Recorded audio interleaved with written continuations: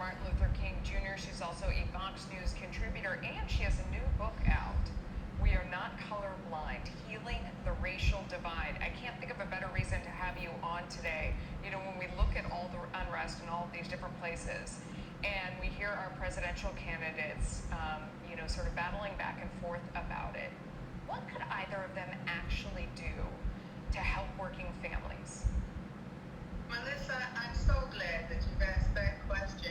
And sometimes I almost shudder to think if we had had anyone else other than a real serious, successful businessman as president of the United States at this time, we really would be in a worse situation than we're in.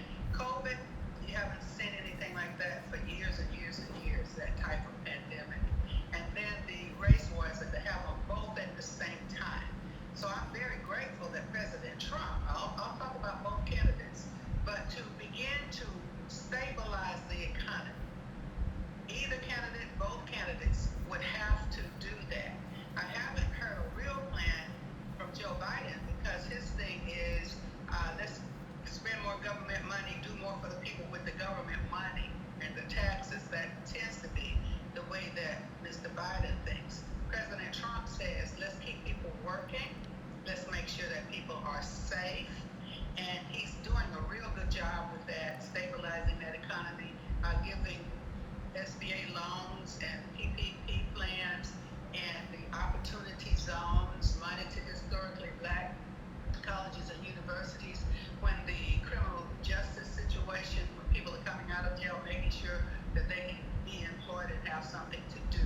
So both candidates would have to pay close attention to the economy. Why do you say that Vice President Joe Biden spending more money wouldn't work? Because in fact, he spoke earlier in the day, and he did say that. I mean, that was, we've got to spend money on schools, that we've got to send money out to people. All of his solutions involved really big government spending. Why is that not the answer? If you're taking all of the money from the tax dollars without stabilizing the economy and making sure that you're working with the private sector, that they're stabilized and balanced and are willing to continue to work and to have their businesses safe and their businesses prospering so that people can have money, then of course you can spend more tax dollars. But if everybody is locked up at home, can't go to work, the people who do have businesses, if their businesses are being attacked, bombed, shut down, people are outside screaming and hollering, and you can't get into the businesses, then there is no more money to give away. So it's not really giving away money. When you have a healthy economy, everyone is working and participating in the economy, and then you can help the colleges, the universities, the returning citizens, and the schools. A businessman understands that, but I'm really not hearing that from Joe Biden. Yeah. When we look at our cities around the country, we'll use New York as an example because we had a restaurant owner on yesterday from Harlem who had a historic restaurant. She employs more than 100 people. It's Sylvia's in Harlem. It's delicious as well as being a historical landmark. Mayor de Blasio is not allowing her to open up and have people come inside. He says this is an upper class problem, that you can't go out to dinner, oh, poor people. And he doesn't seem to realize what it means to working people at the restaurant and those owners, who are working so hard, and so many are minority. I mean, what do you say to those local leaders who don't get that? The mayor has an elitist attitude. Sylvia's is a historic restaurant. I've been to Sylvia's. As a matter of fact, she used to have one in Atlanta, Georgia as well. And so in today's world, people do eat at restaurants. That's not an upper class situation. Many people do. And so for them to say, oh, well, that's just for the upper class, so we don't have to worry about that. And there are other businesses that are just two barbershops, beauty salons, and just so many other businesses that people rely on and depend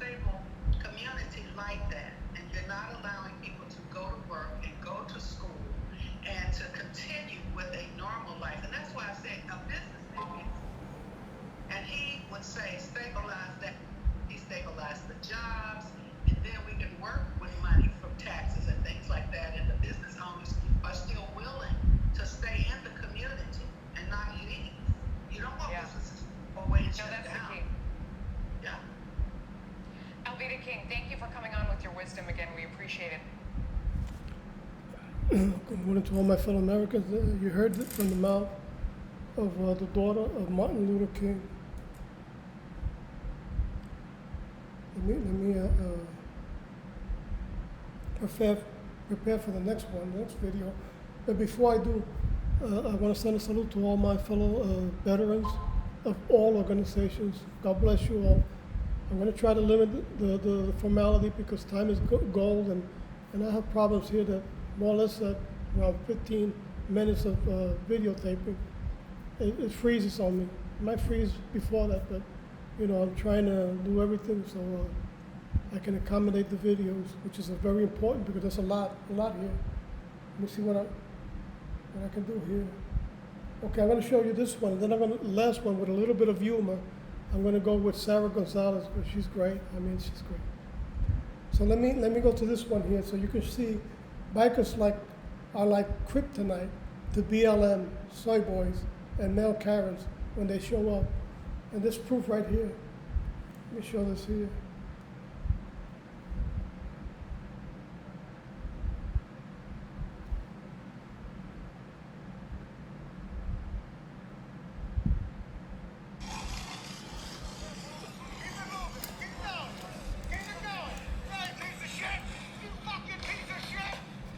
Look at the foul language. Check out the foul language from these peaceful protesters, which the Democrats support and finance, with George Soros' money too.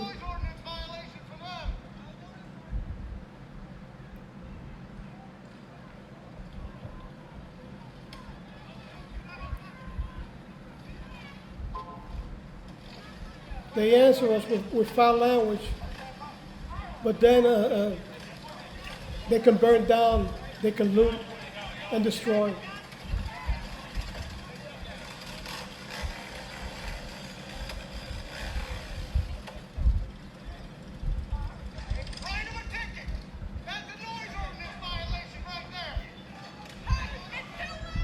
Thank God the police didn't listen to them.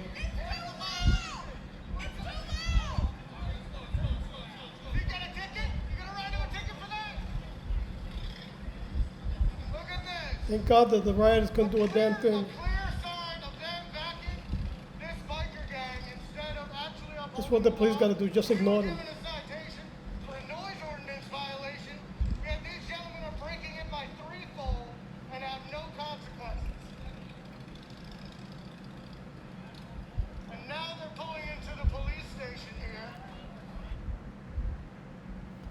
Okay, I'm going to go with the last one, with Sarah Gonzalez. And I'm going to finish for today. Tomorrow, I might be very busy, so I don't know if I'm going to be able to videotape here and inform them what's happening. But I'll keep posting on my blogs. I'm still denied access to Facebook. You know, they want to, Mark Dice was saying, they're censoring our voice. I can't do nothing about that. For any simple things. Well, we're in election time, so you know certainly they're gonna go after us. But thank God I got Parler. I'm in Parler now. I got my blog. I pledge allegiance to the flag. Plus I go to Twitter, which thank God the banning there finished yesterday. And I'm on LinkedIn. So if you want to go see me or you want to go see what I'm posting, plus I'm in WhatsApp also. So I invite you all my friends who want to go and see what I post here in my web streaming. You're invited, all of you. God bless you all. So let me go to the last one. Let me go real quick, see if I can find Sarah. She's about like. Wait a minute.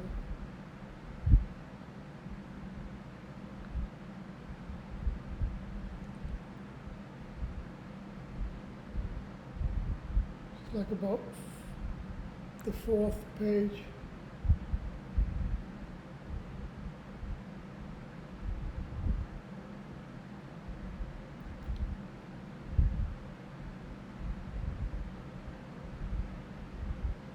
Okay, I think so. Okay, I found already.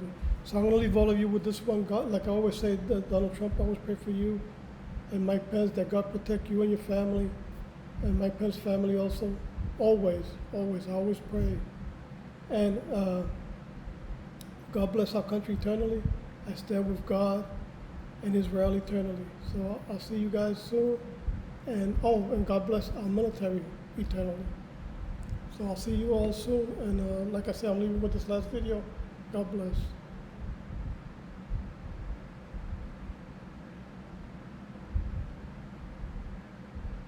Everyone's favorites.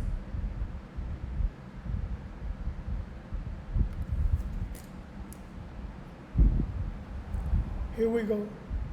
Everyone's favorite Speaker of the House. I'm Speaker of the House, Nancy Pelosi. Yeah, I use the term favorite pretty loosely here. Is under fire after she was spotted in a closed San Francisco hair salon getting her hair did with no mask and no social distancing. Well, I don't see what the problem is. Well, see, Nancy, the problem is that you and the rest of the Democrats are the ones who are holding small businesses and the economy hostage by keeping them closed. Specifically, hair salons like the exact one that you had open for you, super duper special. Well, you go on television every single day and poo-poo the president and the average American who doesn't buy into your bullshit anymore. It's so good to be calm. Now, despite being one of the top elected officials in the country, Nancy Pelosi released a statement claiming, I didn't think I was doing anything wrong. which is an interesting explanation for someone who wears a stupid face covering around her neck everywhere she goes. It also went on national television the very same day and said this. The science, the science, the science. The science that says you must test, trace, treat, you must wear your mask, you must have sanitation, you must have social distancing. You must wear your mask, you must have sanitation, you must have social distancing. The science, the science, the science. Say that 3 times fast. Is it the polygrip or the Tito's causing the problem? I don't know. If you think I break the rules at the salon, you should see me at my plastic surgeon's office. Are we still on? Just remember what Nancy Pelosi and the rest of the Democrats think about you. They think you're beneath them.